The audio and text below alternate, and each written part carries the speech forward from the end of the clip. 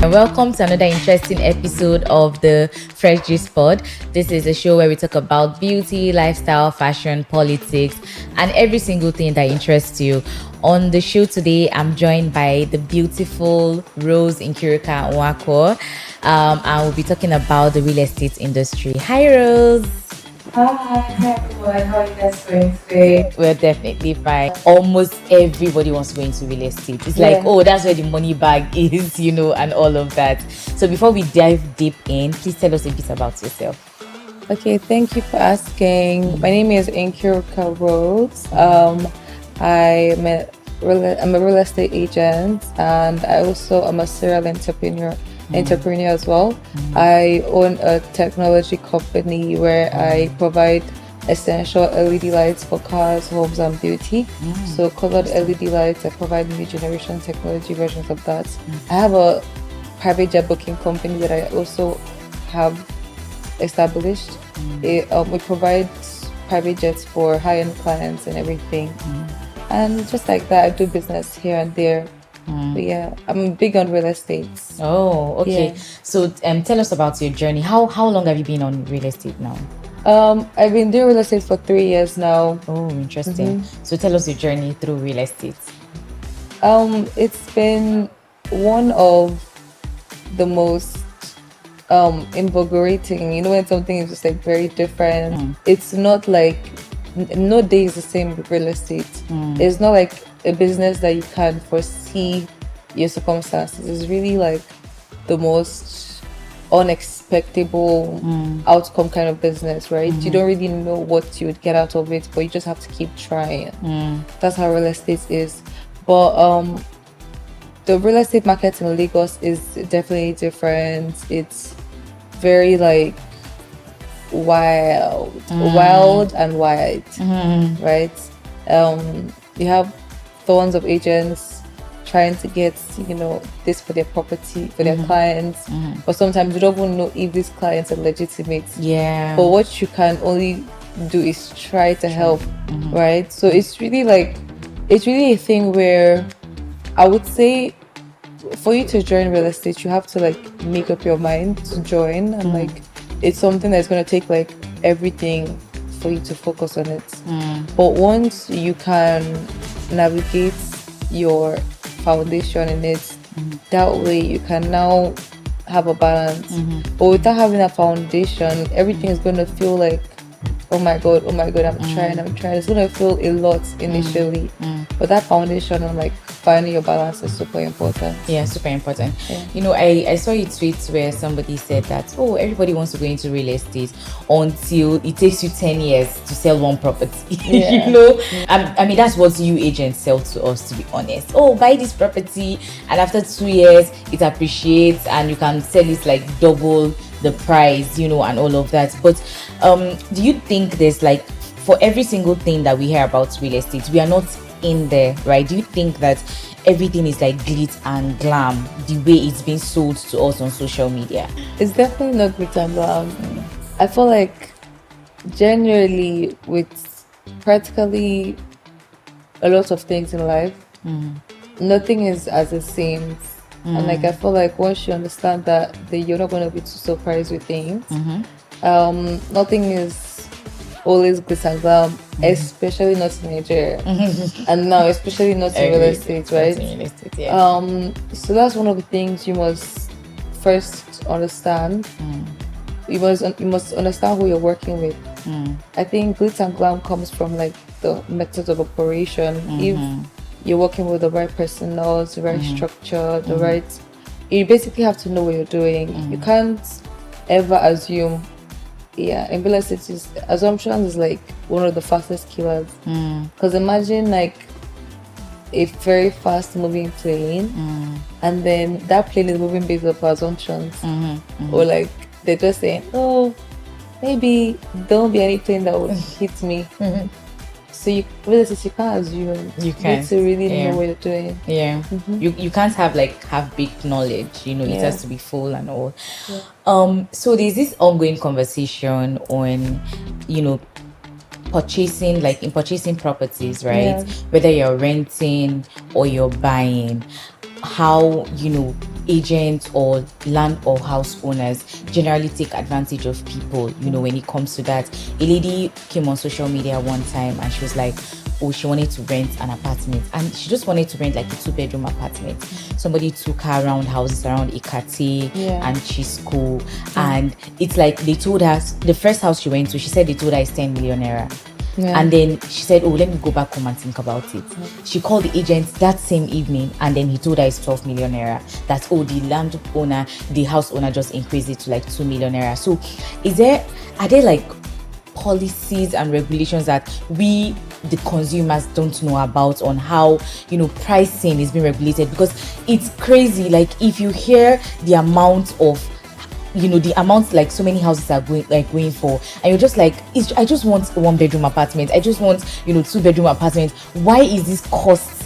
And sometimes we think that, oh, maybe the costing is just if you're looking for a place in like the high urban areas, like maybe you're going for houses in Ikoyi or VI. But even if you go down to like Lakwe or Aja, it's still the same thing. Like, the pricing is just ridiculous. So are there like rules and regulations that we are not aware of that really puts agents in check when it comes to like pricing? Because I know sometimes house owners are not even aware of these ridiculous amounts that agents charge their customers. So what I would say is, I think that's also, it boils down to knowing who you're dealing with. Because, in life, there's different sides to everything. There's, as I say, like, there's agents of darkness. I agree, there are agents of darkness. So if you feel as though, okay, I'm working with the right person, this person is not going to cheat me, all right, then you can definitely like have a good process. But if you start doubting like what someone is saying, just is a red flag. Now, as regards to regulations, well, I would say that the truth about it is a lot of landlords do change their minds last minute. I'm not going to lie, it is really like that, because sometimes they can say, oh, they're working with last year price, the new year has come up, or the landlord has gone online and checked the prices. So I'm not always shocked by the change of prices of things. I think that's one thing I've kind of understood about Lagos, living here. Like, literally, you can't be too surprised, right? Like, this is Lagos. All you have to do is just hold on to God. Oh my God, you have to get to this point that you have to hold on to God. Oh no, I mean, I just feel like if there are like maybe associations or policies that protect, because I feel like there are not so many rules that protect the customers, and customers are key. If you have houses and there are no people that are patronizing you, nobody asking you how much is it to rent or buy this property, I mean, it will just be there, right? So I just feel like there are not enough conversations around protecting the rights of people that are buying or purchasing these properties. And that's why, because there are so many young people that are trying to see how they can get a piece of land. You want to own a piece of land because you just want to like secure your future and all of that. But it's like, if you don't make up your mind, you are thinking about it this month, the next month you go, the prices has increased, you're like, okay, let me just go back and put myself together, and by the time you're going back again, it has. So there's never like a time when it's convenient for like an average Nigerian or an average Lagosian to like purchase these properties and all of that. So like, going back to you now, 3 years in like the real estate business and all of that, what would you say has been like your greatest blessing so far in the industry? My greatest blessing would be that I have some direct properties I manage directly. It's a blessing to have properties that are directly yours, like you're the mandate, you're the person in charge. Yeah, I have some off plans in Banana that are my direct. So I'm very grateful for that. I think it gives me that that peace that at least I have properties that I can call like directly my own. So that has been my greatest blessing. And also all the clients that I've put in the property safely. Yeah, they're all very satisfied and very happy. Client satisfaction, that's a nice one. Share with us like the moments where you just felt like, am I sure I'm on the right path? Should I leave this business entirely and then face something else, or should I dust my CV and go look for like a 9 to 5 job? Has there been moments like that? I would say moments where you have impatient agents, because some agents, they contact you and then they are not even understanding of your current situation. Because like the way I try to relate to people in real estate is I try to also check up on them, because it's a very fast moving business, right?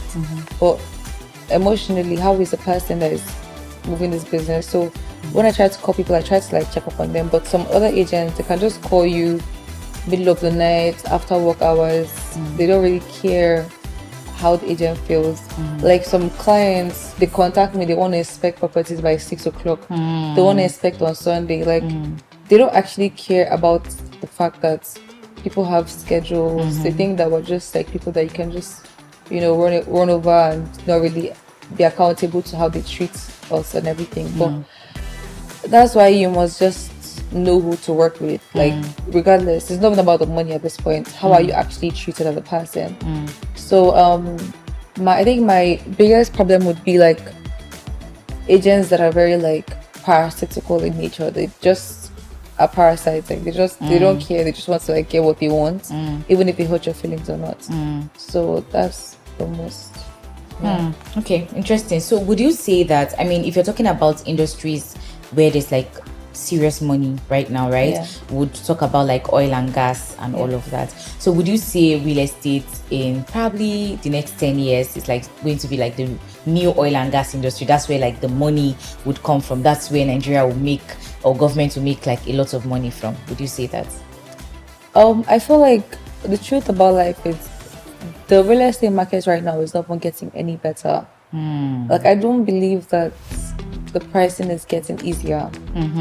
And then it leaves the question to say, where would the money be coming from for all the purchases we made? But also, one thing about Nigerians is we will always, by the grace of God, always have money to purchase things. So that's besides the point. Now, the main thing about Nigeria is, I believe that if we ventured into the things that we have more control over, which was like agriculture or like things that we can actually see the proof and fact. Honestly, being in the real estate market, I can't say that it is so promising, right? Because number one, you have Lagos that's, what I say, there's actually always land in Lagos. Like the always sandfield and everything. So they always reproduce land. So I would say it's mostly the Nigeria should focus on agriculture more. Real estate is not like this. It's definitely not. Like, and it's not getting better anytime soon. I wouldn't say, because now like the government is changing a lot of things. I don't want to speak too much on it so that they don't pick up and they but I wouldn't know how the country would get in terms of real estate. But I believe that Nigeria should do more of agriculture if they want to see a sustainable difference in their economy. Interesting. I think I agree to like going into agriculture as well, because a vast majority of Nigerians are like below average, and you go to the rural areas, that's where you find them. You can't go there and start selling real estate to them. So agriculture should be like the future. So there's a common ideology that people are running with, that women that go into real estate, they're not going there because they have the skill or the talent. They are going there because they want to use their body to like sell properties. And people just keep giving examples of, why is it that the ladies in real estate are like beautiful ladies, they are curvy and all of that? So would you debunk that, or would you say yes, truly? It's not really about what they think. Like everybody has like different things they're all dealing with. And if you have to look good to sell the property, like feel free to look good. I think most Nigerians have like this hater personality, hater mindset. Like they think that XYZ has to be this, or but truth be told, like even those people that are talking are not perfect. Like they probably have worse sins and everything. So Yeah. I think with Nigerians, you just have to do. I think just do what makes you happy. Like if you want to do exercise, like please, because nobody knows what you're going through in your family or like what life is throwing at you. So I think people need to have a more relaxed mindset towards practically everybody, because even bankers have the things that they say about them. Yes, So absolutely. we all have our good and the ugly. Yeah. Yeah, so and I think I totally agree with what you're saying, because some people use, you know, their physical appearance as a strategy, and there are some industries that you just cannot take that away from. It's like the banking industry or hospitality. Whoever you're putting in the front desk, you want to be sure that this person is appealing to the eye, not necessarily because you're trying to sell them off, but because we all know that looking good and then presenting yourself in a certain way is a form of strategy. Exactly. You know, you're able to like relate with like your clients, you're just able to get them to do whatever it is you're doing, not in the negative way. So I totally agree too. So to the young girl watching you out there, you've said a lot about yourself. You're a serial entrepreneur, you're also into real estate. I mean, you do like 10 in one things, you know, just you alone. So to the young girl watching you out there that really wants to do a lot, but she's like limited, some people are probably telling her that no, you're just a lady, you know, it's easier for people to just say you're a woman, just sit down one place, get married, you know, have children, don't be too ambitious, you know. So what do you have to say to her? So for the young lady out there, I would say to her to keep going, to keep being the fiery, you know, self that she was, like believing that she could overcome, believing that she could be successful. I think you've done amazing so far.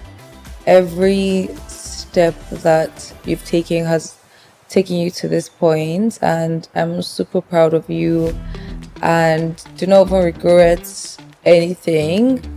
You have done amazing. Just keep going and keep making your future self proud. Keep going and keep making your future self so proud. Yeah. Thank you so much, Rose, for coming on the show. It has you. been an interesting conversation with you. Thank We hope that when we call you next time, you run a bigger. I literally will. Thank you. All right, guys. This is where we draw the curtain on today's episode. For more interesting episodes, please follow us across all social media platforms displayed on the screen. Until we see you again, bye. Bye.